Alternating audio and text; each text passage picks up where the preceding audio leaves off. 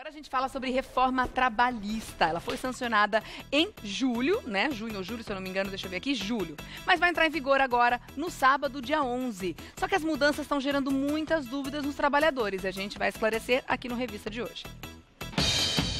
O Brasil abriu mais de 35 mil vagas de trabalho com carteira assinada em julho deste ano. O setor que liderou as contratações líquidas foi o da indústria da transformação, seguido por comércio, serviços e construção civil. A reforma trabalhista, sancionada em julho, entra em vigor no próximo dia 11 de novembro, trazendo mudanças na relação entre patrão e empregado. O ponto principal da regra que atualiza a consolidação das leis do trabalho, a CLT, amplia o peso das negociações entre empresas e sindicatos ou empregados, permitindo que esses acordos se sobreponham ao legislado. As regras já passam a valer imediatamente. Outras mudanças precisarão de negociações entre empresas e empregados antes de começarem a ser colocadas em prática, o que pode adiar a sua implementação. Essas e outras dúvidas sobre direitos trabalhistas você confere agora, aqui no Revista da Cidade. Para falar sobre esse assunto, estou recebendo hoje aqui o Gilberto Maestro Júnior. Ele é especialista em Direito do Trabalho e também professor da Faculdade de Direito de São Bernardo do Campo. Seja bem-vindo. Muito obrigado. Tudo bem?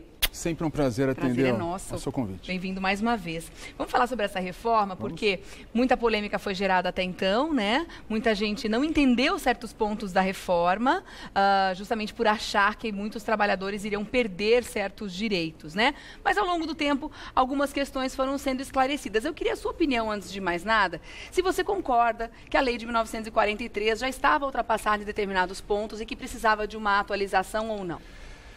Essa pergunta, Regiane, é bastante, bastante complicada, porque a rigor, na minha opinião pessoal, existia sim uma série de pontos que deveriam ser atualizados, alterados na CLT, na consolidação das leis do trabalho. Mas da forma como as alterações aconteceram, me parece que não atendeu àquilo que se necessitava. Então, existe um debate muito grande sobre isso. Há quem defenda que era necessário alterar-se dessa forma, outras pessoas que entendem que não. Eu, particularmente, tenho reservas quanto às alterações que foram verificadas. Mas está aí, né? Então, nós temos que entender quais são as novas regras trabalhistas para poder a elas nos adaptarmos. Concordemos ou não com muitas delas.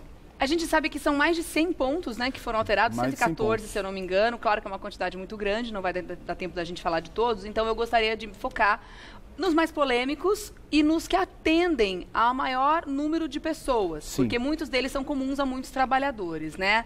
Sim. Vamos começar falando sobre a questão das polêmicas. Na sua opinião, quais são os pontos que deixaram a desejar e que poderiam ser mais discutidos amplamente com a sociedade? Muito bom. Existem alguns pontos que são extremamente duvidosos do ponto de vista da necessidade da alteração que aconteceu e até se elas se conformam com a Constituição Federal. Outros que são objeto até de críticas largas de quase todo mundo que analisa. Um exemplo para você, a questão do adicional de insalubridade, não é? Nós temos hoje uma autorização com a alteração legal para que se negocie coletivamente o grau de insalubridade. Então imagine, você vai negociar se a insalubridade que existe no local de trabalho, ela tem grau máximo, médio ou mínimo. Sendo certo que o que define isso é a condição que se encontra no trabalho a partir de critérios objetivos. Claro. Nós temos na lei... Mesmo porque é difícil o trabalhador ter essa informação para ele poder decidir. Que, na verdade, esse tipo de negociação teria que ser feita com o sindicato, uma negociação coletiva, né? Só que a lei traz, essa lei nova, a reforma trabalhista, ela traz para nós que o resultado dessa negociação vai se sobrepor à lei. Então, como que você pode negociar algo que é objetivo? Aquele ambiente faz mal à saúde do trabalhador pelo que ele é, não pelo que foi negociado. Não pelo que eu acho que é. Pelo que eu acho que é. Então, é uma crítica. E tem um detalhe pior. Para trabalhadores que tenham curso superior e tenham salários que superem 2 vezes o teto da Previdência, que hoje está em R$ 5.531,31. Então, alguém que ganha um pouco mais de R$ 11.000, esse trabalhador pode individualmente negociar. E o resultado do que ele negociar com o seu empregador vai se sobrepor às regras legais. Então, uma questão como essa da insalubridade torna, né, aí uma polêmica. Né? Sem dúvida. E a insalubridade da gestante também, né? Acaba entrando nessa polêmica, porque ao mesmo tempo que abre outras frentes de trabalho para situações em que o empregador privilegia normalmente o homem, quer dizer, abre novas frentes de trabalho, mas a gente sabe que a qualidade de vida, que a vida é muito mais importante do que o emprego, sem dúvida nenhuma, que não dá para colocar essa gestante numa condição de risco, né? Exato, e a reforma traz que no caso de uma trabalhadora que esteja grávida ou até quando já está na condição de lactante, não é? Para que ela seja afastada do ambiente laboral, ela terá que apresentar ao empregador uma declaração do médico determinando que esse afastamento se dê. Ora, vai existir um número de casos bastante considerável nos quais a trabalhadora, mesmo tendo recebido do seu médico a orientação de afastamento, terá medo de apresentar esse documento ao empregador. Então, são questões que a gente não pode fugir. Tem coisas que fica muito difícil colocar na mão do trabalhador para decidir, né? Agora, tem outras que dá. Então, por exemplo, a divisão das férias em 3 períodos. Vamos falar sobre isso já? Era o assunto que eu ia entrar. Exatamente, imagina. Justamente na questão das férias. Tem muita gente com dúvida sobre como é que vai ficar. Voltar com o doutor Gilberto, ele estava falando a respeito de férias, né? E tem algumas dúvidas com relação a isso ainda. Atualmente, o trabalhador tem o direito de vender 10 dias, mas ele tem obrigatoriamente que tirar esses outros 20 dias de forma corrida, sem parcelamento. Hoje vai ficar, quer dizer, a partir de sábado vai ficar diferente. Nós passamos a ter, Regiane, a possibilidade de um parcelamento em 3 períodos. Né? Então, hoje, até amanhã, até o dia 10... Até daqui a pouco. Até daqui a pouquinho, né? O trabalhador, ele poderia, no caso, ter uma situação de parcelamento em 2 períodos, desde que um deles, pelo menos, não tivesse menos de 10 dias. O que mudou?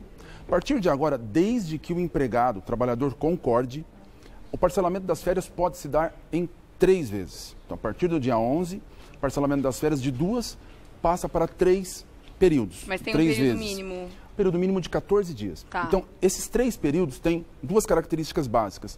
Um deles, pelo menos, tem que ter 14 dias corridos. Os outros 2 não podem, nenhum deles, ter menos de 5 dias. Então, eu posso ter 14, 8 e 6, por exemplo. Né? 14, 7 e 7. Não posso ter 14 e qualquer outro período com menos de 5 dias. Esta é a regra inicial para o parcelamento.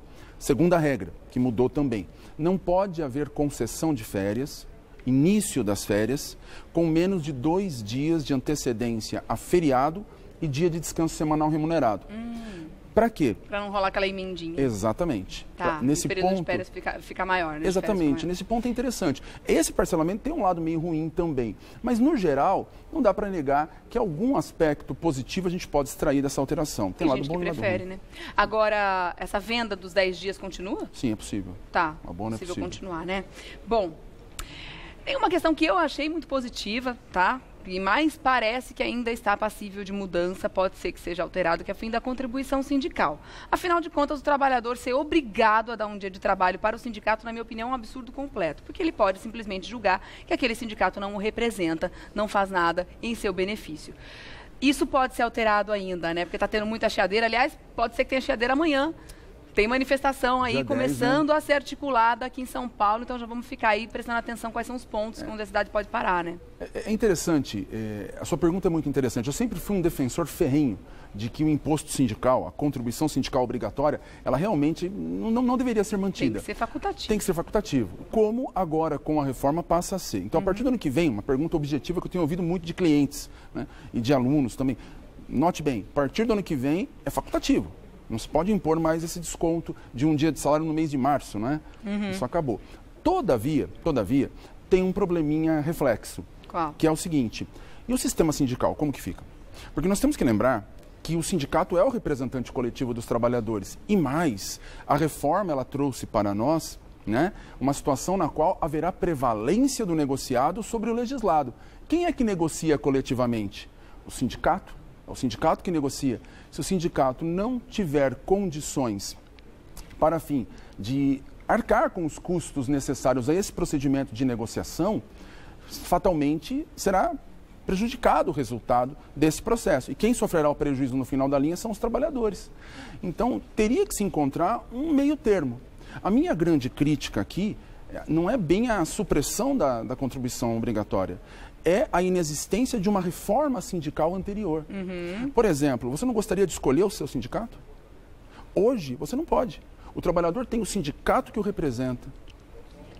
Seria muito importante que existisse uma liberdade para que o trabalhador pudesse escolher o seu sindicato. Isso passaria por uma reforma na Constituição, acabando com a unicidade sindical. Mas é um tema bem complexo e que a gente pode deixar para um outro momento. Entendo que no momento, né, para tirar a contribuição sindical obrigatória, seria importante ter uma reforma sindical prévia, né?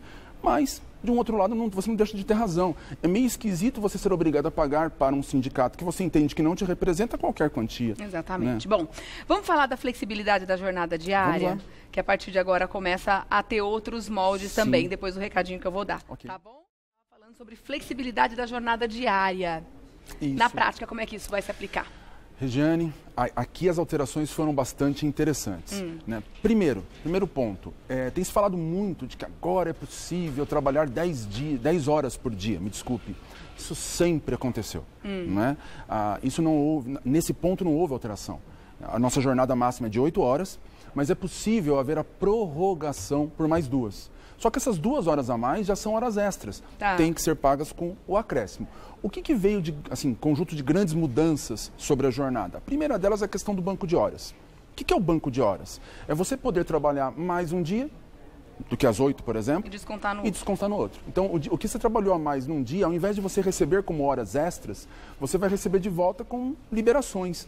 Sair mais cedo, entrar mais tarde, um dia de folga. Quer dizer, flexibilizar o seu horário. Exatamente. Okay? Porque para quem mora numa cidade grande como São Paulo é maravilhoso. Pode ser interessantíssimo. Você, de repente, sair mais cedo, evitar um dia de rodízio. Sem dúvida alguma. Ou não pegar o trânsito, né, maluco, para chegar na sua casa. Só que aqui tem um probleminha. Qual? Quem decide como que vai acontecer essa compensação não é o empregado. Não é o empregado, é o empregador. Sim. Este é um primeiro ponto. Mas é dentro da negociação também que vai existir. Acaba sendo possível, talvez, né? Dificilmente na prática se conseguiria alguma coisa desse estilo.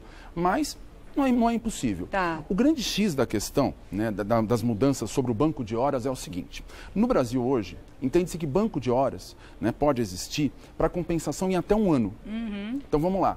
Tem 1 ano o empregador para devolver em descansos ao trabalhador as horas que esse trabalhador laborou a mais. Agora tem menos tempo para resolver Exato. Isso, né? Agora são 6 meses. 6 meses se o acordo for individual. Se o acordo for coletivo, pode até ser de 1 ano. E o pior de tudo, eu posso ter banco de horas, compensação de horas, sem nem acordo. Por quê? Porque a lei traz que pode haver um acordo tácito. O que é um acordo tácito, não expresso? É quando as coisas acontecem, né? Desde que a compensação se dê dentro do mesmo mês. Então, dentro de 1 mês, um dia trabalhou um pouco mais, outro dia recebeu uma dispensa mais cedo. Chega no final do mês, o trabalhador está esperando receber aquela hora extra, não vai receber. Ele pode reclamar, mas nós não temos nenhum acordo escrito para poder compensar as horas. A reforma autoriza, pelo menos o seu texto autoriza, que dentro de 1 mês haja compensação, mesmo que haja acordo tácito. O acordo tácito seria, a empresa fez isso, o trabalhador não reclamou. Não é? Então, mudou bastante.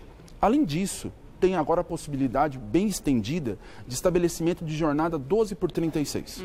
Trabalha 12 horas seguidas, descansa 36. Trabalha 12, descansa 36. Na prática, isso representa trabalhar um dia, não trabalhar o outro. Trabalhar um dia, não trabalhar o outro. Muito bom, alguns dizem, porque você trabalha em média menos do que 44 horas na semana. E tem um dia inteiro a cada dia trabalhado de descanso. Só que tem um problema, 2 problemas na verdade. Primeiro, em São Paulo, com o trânsito que nós temos, etc., quem consegue estudar trabalhando 12 horas seguidas? E escola, nós não temos dia sim, dia não. Eu acho que se a gente pegar os pontos do que diz a lei, do que diz a CLT hoje também, a gente vai encontrar as coisas boas e vai encontrar o problema. Sem dúvida alguma. As coisas ruins. Sim. Então eu acho assim, a gente tem alguns avanços. Lados bons, sim. Inclusive a questão do home office, que agora vai ser regulamentado porque é uma realidade, ainda pensando na questão de você estar numa cidade como São Paulo, ou como qualquer outro grande centro em que a mobilidade é muito dificultada, né, no dia a dia. Então, realmente é um tipo de trabalho que precisava de uma regulamentação, né? Sim, agora, tem um ponto muito nevrálgico nessa história toda, porque alguns juristas estão muito duros contra essas mudanças também, estão dizendo que, na prática, não vão utilizar. Existe essa possibilidade deles não fazerem valer essas leis? Então, na verdade, aqui nós temos uma interpretação que tem sido difundida um pouquinho errada do que tem sido falado. Né? Por exemplo, os juízes do trabalho. Muitos têm se reunido em centros de estudos, em momentos para estudar a reforma e divulgado suas conclusões. Né? E essas conclusões têm sido noticiadas como se fossem uma afronta à reforma. Não, não é isso. Nós temos que lembrar que a reforma alterou a CLT. A CLT é uma lei. Uma lei. Acima da lei nós temos a Constituição. E a Constituição traz diversos direitos, diversas garantias. O que está sendo feito nesse momento é um estudo da reforma a partir do que a Constituição traz. Sim. Então, alguns juristas... Está sendo confrontado, então. Isso. Estão dizendo o seguinte, olha, se nós interpretarmos desse jeito a reforma trabalhista, a CLT alterada, né, isso aqui vai ser inconstitucional. Então, a gente tem que procurar um jeito de interpretar que não conflite com a Constituição. O problema é que esse tipo de manifestação, que tecnicamente é necessária, afinal de contas, antes de tudo, a Constituição, né? Tem sido interpretada e difundida como se fosse uma rebeldia, né? Não é o que está acontecendo. Como se fosse um movimento contra não é o que está acontecendo. Essas mudanças, né? É um estudo, né, da lei à luz da Constituição. É isso aí. Bom, muitos são os pontos em que a gente poderia ficar um programa inteiro falando sobre isso, sobre essas mudanças, que realmente o assunto ele é muito amplo. Então fica aqui um convite, uma introdução, na verdade, um convite para que você realmente se informe sobre essas mudanças, porque isso muito nos diz respeito, para saber a respeito das terceirizações. Tem alguns pontos que a gente realmente não vai conseguir entrar, que é o intervalo entre a jornada, o contrato intermitente, a terceirização, como eu falei, enfim, o tipo de demissão. Tem outros acordos dentro das demissões também que vão passar a valer agora. Então, quanto mais calçado de informação você tiver, muito mais fácil vai ser a sua vida e mais fácil vai ser essa negociação também, porque pelo jeito o trabalhador vai ter um poder de decisão em algumas situações que, se você não tiver informação, vão te passar a perna. Posso dar uma última informação rapidíssima? Até para colaborar. O número da lei que traz todas essas alterações é 13.467 do ano de 2017. Então, se você quiser ler essa lei que traz pontualmente quais foram essas mais de 100 alterações que a lei trabalhista sofreu, não só a CLT, viu, Regiane? Outras leis também foram alteradas. Você pode acessar o site do Planalto, por exemplo. Na internet, digite no buscador, né, digite Planalto 13.467. 13.467 é o número da lei. E Planalto do lado vai aparecer a lei, tá ok? Fechado. Acho que é uma dica legal. Gilberto Maestro Júnior, especialista em Direito do Trabalho e professor da Faculdade de Direito de São Bernardo do Campo. Obrigada pelas suas informações e esclarecimentos, viu? Sempre uma Até uma honra. próxima. Até breve. Ótimo dia para você. Gente, assunto importantíssimo, né? Fala sério.